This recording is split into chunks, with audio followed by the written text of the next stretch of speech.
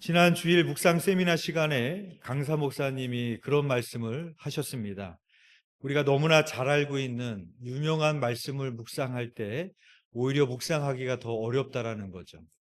왜냐하면 우리는 그 말씀에 대한 선 이해를 가지고 있기 때문에 그 선 이해가 묵상을 오히려 가로막는다라는 겁니다. 대표적으로 오늘 본문이 바로 그와 같은 본문입니다. 우리에게 너무나 잘 알려진 본문이고 우리는 이 본문에 대한 선 이해를 가지고 있습니다. 물이 포도주로 바뀌는 변화, 마리아와 종들의 순종, 새 언약의 시대의 도래. 목사가 설교를 준비할 때도 어려운 본문이 오늘 본문처럼 너무나 잘 알려진 유명한 본문입니다. 왜냐하면 목사인 저 역시 이 본문에 대한 선 이해를 가지고 있기 때문입니다. 그래서 지난주에 묵상 세미나 때 강사 목사님께서 이런 조언을 해주셨습니다. 우리에게 너무나 잘 알려진 본문을 묵상할 때 낯설게 읽어라. 기억나시나요? 낯설게 읽어라.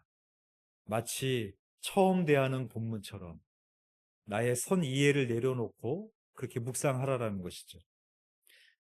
허미 목사님과 이윤솔 사모님이 결혼을 하실 때 제가 주례를 받습니다. 그때 결혼 예식 말씀을 준비하면서 어떤 본문으로 두 분을 축복할까 생각하다가 오늘 말씀이 떠올랐습니다. 그래서 제가 이 본문의 말씀을 묵상하다가 전에는 생각해 보지 못했던 그런 감동을 받았습니다. 그것은 신랑 신부의 이름조차 나오지 않고 있었다라는 것이었습니다. 그리고 예수님께서 혼인잔치에서 주인이 되고 계셨던 것입니다. 우리에게 잘 알려진 말씀을 묵상할 때 낯설게 읽어보면 이렇게 생각지도 못했던 감동을 하나님께서 주실 때가 있습니다. 결혼식 때 결혼식의 주인공은 누구죠? 신랑 신부입니다. 결혼식의 주인공은 신랑 신부요. 결혼식의 가장 화려한 꽃도 신랑 신부요. 결혼식의 모든 사람의 시선이 향하는 곳도 신랑 신부입니다. 그만큼 결혼식에서 사람들에게 축복을 받아야 되는 사람은 신랑, 신부이기 때문입니다. 그래서 결혼식 사회를 맡으신 분들이 신랑, 신부 입장할 때 이렇게 소개합니다. 오늘의 주인공인 신랑이 입장합니다. 오늘의 주인공인 신부가 입장합니다. 하객 여러분들은 자리에서 일어나셔서 박수로 맞이해 주시길 바랍니다. 한 번은 어떤 결혼식에서 사회를 맡으신 분이 신부를 이렇게 소개하는 걸 본 적이 있습니다. 하객 여러분, 사실 신부님이 오늘 결혼식에 오시다가 다치셨습니다. 결혼식에 오는 신부가 다쳤다고 하니 이게 얼마나 놀랄 일이에요. 사람들이 수근수근거리기 시작을 했습니다. 이어서 이렇게 말을 하는 겁니다. 신부님이 날개가 부러져서 결혼식에 못 오실 뻔했는데 다행히 오셨습니다. 웃으셔야 되는데 썰렁한 겁니까? 이해가 안 되시는 겁니까? 예. 무슨 말인지 아시죠? 이렇게 신부를 천사에 빗대어서 소개하기도 하고 이렇게 결혼식의 최고의 주인공은 신랑 신부입니다. 그러나 제가 오늘 본문을 묵상하다가 주셨던 감동이 신랑 신부의 이름조차 나오지 않는다. 오직 예수님만 드러나고 있었다는 사실입니다. 그리고 바로 그 현장에서 예수님께서 첫 번째 이적을 행하십니다.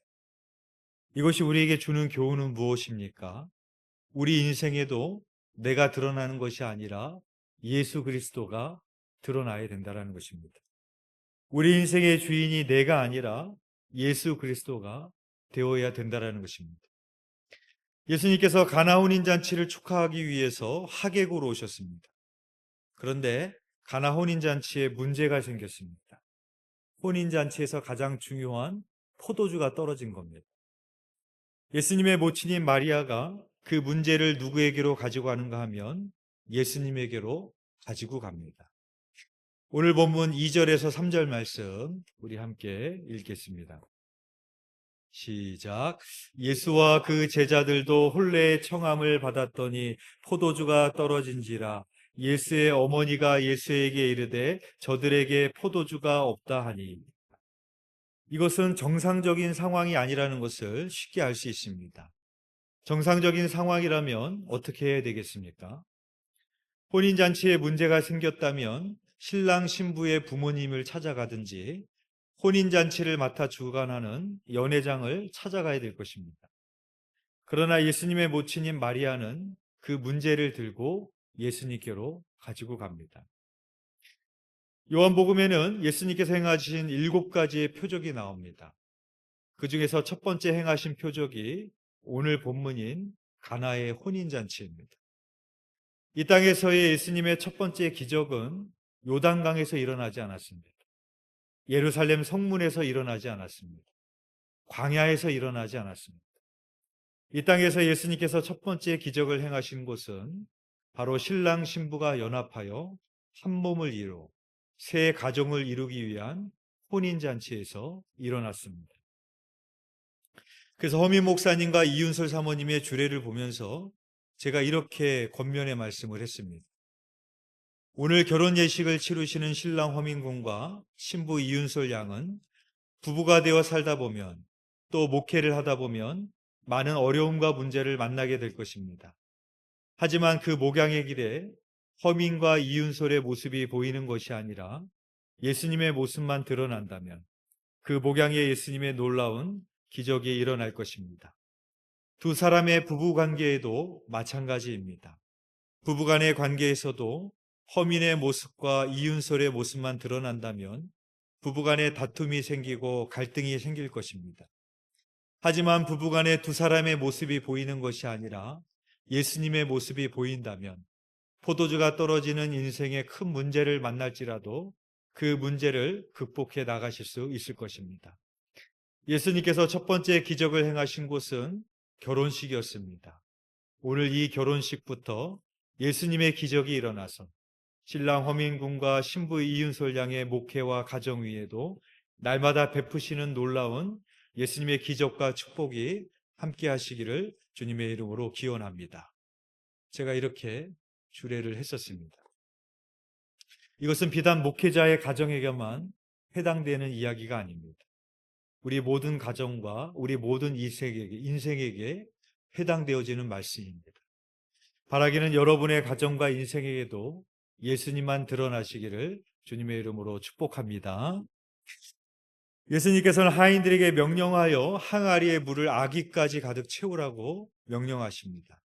그리고 그 물을 떠서 연회장에게 갖다 주라고 하십니다. 7절에서 8절 말씀 우리 함께 읽겠습니다. 7절에서 8절 말씀 시작. 예수께서 그들에게 이르시되 항아리에 물을 채우라 하신즉 아귀까지 채우니 이제는 떠서 연회장에게 갖다 주라 하심에 갖다 주었더니. 아멘. 예수님은 이해할 수 없는 방법으로 기적을 일으키십니다. 물에 명령을 해서 포도주로 바꾸실 수도 있잖아요. 그렇죠? 그런데 물을 돌 항아리에다가 물을 아귀까지 채우라. 물을 채우는 것과 물이 포도주로 바뀌는 것과 무슨 관계가 있습니까? 또한 그 물을 떠다가 연회장에게 갖다 주라고 하십니다. 물이 변해서 포도주가 된 것을 갖다 주라는 것이 아니라 그 물을 떠다가 연회장에게 갖다 주라는 것입니다. 그러면 연회장이 어떻게 하겠어요? 지금 혼인잔치에서 가장 중요한 포도주가 떨어졌습니다. 사람들이 흥이 깨지고 신랑 신부의 부모들은 파티를 주관하는 연회장에게 책임을 물을지도 모릅니다. 이런 긴박한 상황에서 물을 떠다가 연회장에게 갖다 주면 어떻게 하겠습니까? 연회장이 얼마나 무섭게 책망하겠습니까? 책망하는 것으로 끝나는 것이 아니라 종들을 쫓아낼지도 모릅니다. 그러나 종들은 예수님의 이해할 수 없는 말씀에도 채우라 하신즉 아기까지 채웠고 갖다 주라 하심에 갖다 주었습니다. 예수님은 지금 혼인잔치에 하객으로 손님으로 오셨습니다. 손님의 자격으로는 하인들을 마음대로 부릴 수가 없습니다. 만일 예수님께서 손님의 자격으로만 머무셨다면 돌 항아리에 든 물을 떠다가 연회장에 갖다 주라는 명령에도 하인들은 순종할 수가 없었을 것입니다. 그러나 예수님의 어머니인 마리아는 하인들에게 이렇게 말을 했습니다. 우리 5절 말씀 함께 봉독하겠습니다. 시작. 그의 어머니가 하인들에게 이르되 너희에게 무슨 말씀을 하시든지 그대로 하라 하니라. 너희에게 무슨 말씀을 하시든지 그대로 하라. 마리아는 예수님을 혼인잔치의 손님이 아니라 자기 아들이 아니라 주인으로 모시고 있었다는 것입니다. 가나 혼인잔치는 우리가 예수님을 어떤 자격으로 영접해야 되는지를 보여주고 있습니다. 예수님을 손님으로 맞이한다면 시간이 흐를수록 불편해집니다. 아무리 귀한 손님일지라도 우리 집에 와서 머무는 시간이 길어지면 서로가 불편해지는 법입니다. 또한 손님에게 인생의 문제를 꺼내놓은 사람은 거의 없습니다. 그러나 예수님을 나의 인생의 주인으로 모셨다면, 나의 인생의 주님으로 영접했다면 우리는 우리의 인생의 문제를 주님께 꺼내놓게 되어질 것입니다. 바로 마리아와 그 하인들은 그 주인 되신 예수님께 그 문제를 믿음으로 꺼내놓게 됩니다. 가나 혼인 잔치에서 잔치와 포도주는 기쁨을 상징합니다. 잔치가 벌어지는 곳에는 기쁨이 있기 마련이죠. 특별히 혼인 잔치는 잔치 중의 잔치이고 가장 기쁨이 가득한 곳입니다. 또한 포도주도 사람들의 흥을 돋구는 기쁨을 상징합니다. 그래서 잔치집에서 포도주가 떨어지게 되면 안 되는 것이었습니다. 그런데 혼인잔치에서 포도주가 떨어졌다는 것은 기쁨이 사라졌다는 겁니다. 영국 속담에 이런 말이 있습니다. 머리를 자르면 하루가 행복하고, 결혼을 하면 일주일이 행복하고, 차를 사면 한 달이 행복하고, 집을 사면 1년이 행복하다. 재미있는 것은 결혼의 기쁨도 일주일밖에 되지 않는다라고 그렇게 말을 하고 있습니다. 가나 혼인 잔치에 포도주가 떨어졌다라는 것은 바로 우리가 추구하고자 하는 세상적인 기쁨은 언젠가는 떨어지고 바닥난다라는 것입니다. 연회장이 예수님이 만드신 포도주의 맛을 보고 이렇게 말을 합니다. 우리 10절 말씀 우리 함께 읽겠습니다. 시작. 말하되 사람마다 먼저 좋은 포도주를 내고 취한 후에 낮은 것을 내거늘 그대는 지금까지 좋은 포도주를 두었도다 하니라. 보통 잔치를 하면 좋은 포도주를 먼저 내놓습니다. 왜냐하면 포도주에 취하게 되면 나중에는 그보다 못한 포도주를 내놓아도 사람들이 잘 알 수 없기 때문입니다. 그런데 지금까지 좋은 포도주를 두었다가 나중에 내놓았다, 그렇게 말하는 겁니다. 여기서 좋은 포도주란 예수 그리스도를 상징합니다. 우리는 세상적인 기쁨으로 자기 자신을 채우려고 하지만 혼인잔치에 포도주가 떨어진 것처럼 그 기쁨은 또 사라지고 맙니다.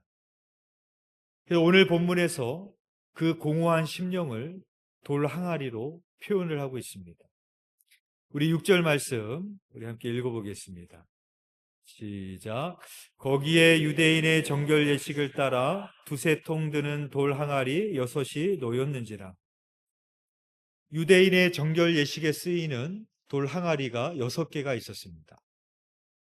7이 완전 수인 반면에 하나가 부족한 6은 불완전 수입니다. 또한 돌 항아리는 무슨 이유였는지 비어 있었습니다.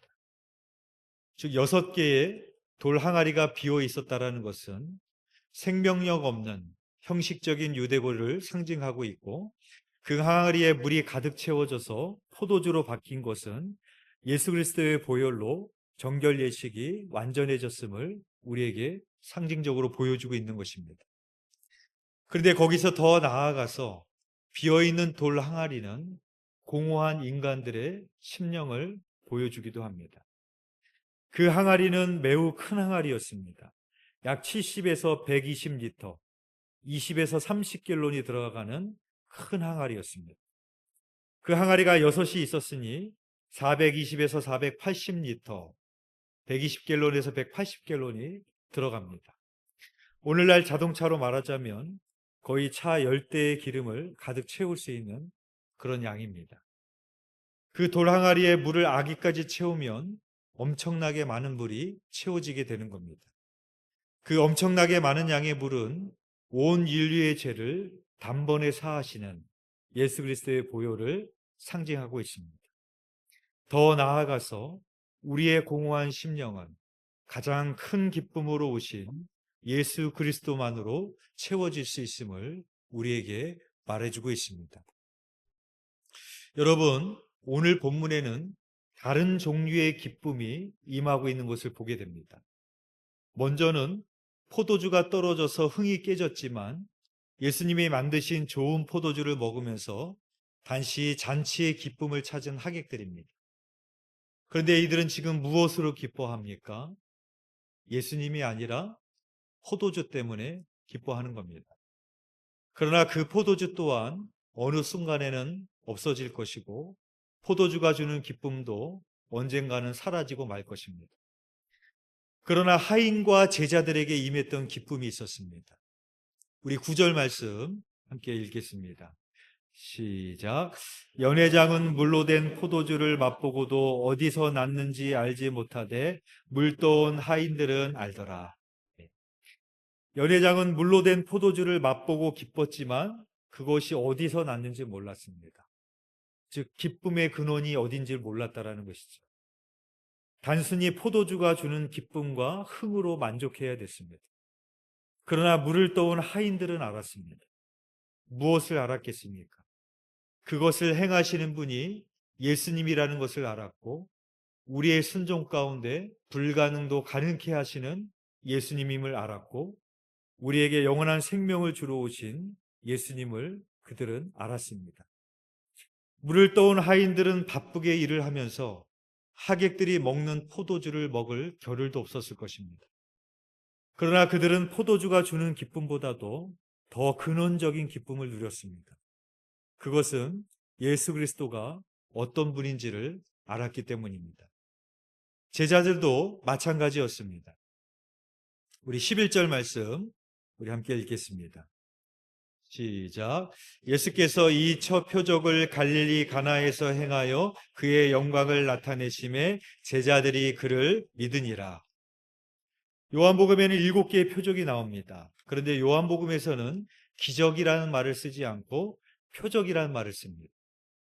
표적이라는 헬라어 단어 세메이오는 표지판, 사인이란 뜻입니다. 표지판은 어딘가를 가리키는 데 쓰이는 겁니다. 그러니까 두드림교회 표지판이 있으면 그 표지판이 두드림교회가 아니라 그 표지판은 두드림교회가 어디 있는지를 가리키는 겁니다. 마찬가지로 요한복음이 기적이란 말을 쓰지 않고 표적이란 말을 쓰고 있는 이유는 요한은 그 기적을 말하려고 하는 것이 아니라 그 기적을 통해 예수님이 어떤 분인지를 말하고자 함인 것입니다. 따라서 물을 포도주로 만든 기적도 중요하겠지만 그것보다 더 중요한 것은 가나의 기적을 통해 예수님이 어떤 분인지를 말하려고 함인 것입니다. 그래서 요한은 요한복음을 기록한 목적을 이렇게 밝히고 있습니다. 요한복음 20장 31절 말씀입니다. 오직 이것을 기록함은 너희로 예수께서 하나님의 아들 그리스도이심을 믿게 하려 함이요 또 너희로 믿고 그 이름을 힘입어 생명을 얻게 하려 함이니라. 따라서 요한이 가나의 혼인잔치를 기록한 이유는 물이 변하여 포도주로 바뀐 기적을 말하려 하는 것이 아니라 그 기적을 행하신 예수님이 어떤 분이신지를 우리에게 알게 하기 위함이요 그리고 그분을 믿고 생명을 얻게 하기 위함이라는 것입니다. 그런데 혼인잔치에 있었던 연회장과 하객들은 예수님이 누구인지를 몰랐습니다. 단순히 내 입에 풍미를 더해주는 포도주에 기뻐했습니다. 그러나 예수님의 말씀에 순종했던 하인들은 예수님이 누구인지를 알았고 그 예수님의 이적을 보았던 제자들은 예수님을 믿었습니다. 오병이어의 기적을 경험하였던 무리들은 예수님을 믿고 따르는 제자가 되었던 것이 아니라 자신의 육신의 배를 채워주기만을 원했습니다. 그러나 예수님이 더 이상 기적을 행하시지 않으시자 자기의 육신의 배를 채울 수 없으니까 예수님을 떠나가기 시작합니다. 그때 예수님께서 떠나가는 무리들을 보면서 제자들에게 너희도 가려느냐? 라고 물으십니다. 그때 베드로가 이렇게 대답합니다. 주여, 영생의 말씀이 주께 있사오니 우리가 누구에게로 가오리까? 오늘 본문에 나오는 혼인잔치에 있었던 하객들도 마찬가지가 아니겠습니까? 언젠가 포도주가 떨어지게 되면 기쁨이 사라지게 되고 결국 그 자리를 떠나고 말았을 것입니다. 그러나 예수님의 제자들은 가장 큰 기쁨으로 오신 예수 그리스도를 믿었기에 예수님을 믿고 따라가는 인생이 되었습니다. 프리셉트 성경연구원 원장이신 김경성 목사님의 간증입니다. 제가 읽어드리겠습니다. 교회를 개척하고 3년쯤 되었을 때의 일입니다. 여느 때처럼 아침에 교회로 출근했는데 그야말로 청천벽력 같은 소식이 들려왔습니다. 우리 교회 주일학교에 다니는 종구라는 어린이가 교회 앞 대로변에서 큰 교통사고를 당해 의식불명 상태에 빠졌다는 소식이었습니다. 병원에 도착하니 담당 의사는 이미 부모님께 절망적인 통보를 마친 상태였습니다. 종구는 뇌가 심하게 손상되어 회복이 불가능합니다. 지금 온몸에 부착된 생명 유지 장치들을 떼어내면 곧 숨을 거둘 것입니다. 마음의 준비를 하시고 장례를 준비하십시오. 종구는 우리 교회에서 예배를 드리고 있었지만 부모님은 교회에 나오지 않은 상태였습니다. 어머니만 과거에 순복음교회를 다닌 경험이 있을 뿐이었습니다. 급히 분당 재생병원으로 달려갔더니 종구 어머니는 복받쳐 오르는 슬픔을 가누지 못해 온몸을 부들부들 떨고 계셨습니다. 그 어떤 위로의 말도 들리지 않을 것 같았습니다. 저는 종구 어머니를 병실 밖 한적한 곳으로 조용히 모시고 가서 말씀드렸습니다. 종구 어머니, 지금은 하늘이 무너지고 땅이 꺼지는 것 같은 슬픔 속에 계시겠지만 우리에게는 단 한 가지 희망이 있습니다. 그 말에 종구 어머니는 번쩍 눈을 뜨시더니 제 손을 와락 붙잡으시면서 한 가지 희망이라니요? 저는 확신에 찬 어조로 대답했습니다. 오직 하나님은 전능하시다라는 사실입니다. 예수님은 나인성 과부의 아들이 죽었을 때 일어나라 명령하여 살려내셨습니다. 예수님 스스로도 죽음을 이기시고 부활하셨습니다. 종구 어머니, 예수님께 간절히 기도해 보셨습니까? 만약 하나님께서 종구를 기적적으로 살려주신다면 어머니께서 평생 하나님을 믿고 교회에 헌신하겠다고 온 마음으로 결단하십시오. 그러면 제가 당장 교회로 돌아가 모든 성도들을 모으고 종구의 생환을 위해 목 놓아 기도하겠습니다. 전교인이 시간을 정해 부르짖으면 전능하신 하나님이 어찌 외면하시겠습니까? 지금 결단하시지요. 저는 곧장 교회로 달려와 전 성도에게 이 소식을 알리고 아이의 생명을 위해 통곡하며 기도할 것을 간청했습니다.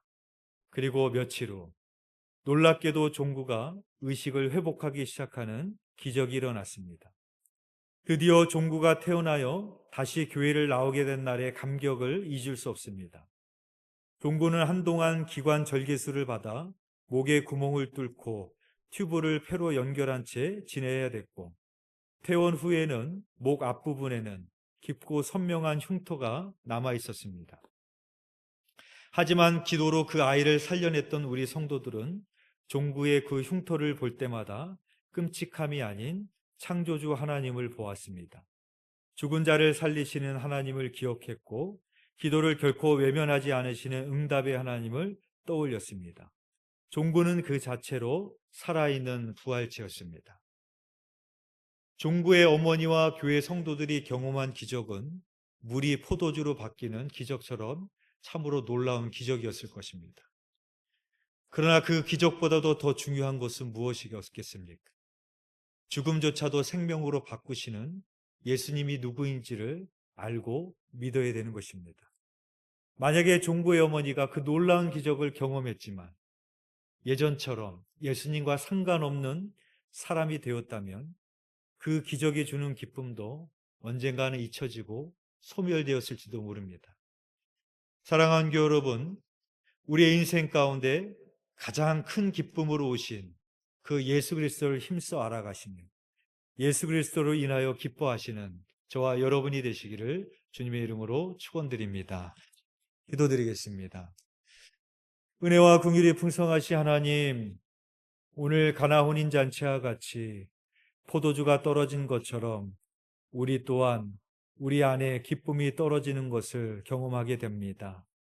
그 돌 항아리와 같이 공허한 심령으로 살아가며 세상의 것으로 채워보려고 하지만 채워질 수 없는 우리의 공허한 심령을 보게 되어집니다.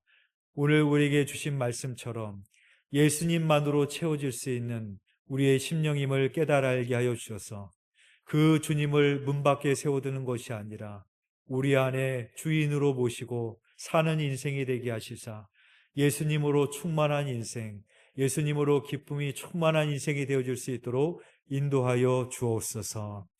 하나님, 죽은 나사로를 주님이 살려내셨지만 그 나사로의 육신은 다시 죽었습니다. 우리의 육신이 또 건강을 잃어서 다시 회복할 수도 있겠지만 우리의 육신은 언젠가 흙으로 돌아갈 수밖에 없는 인생임을 깨달아 알게 하여 주시옵소서.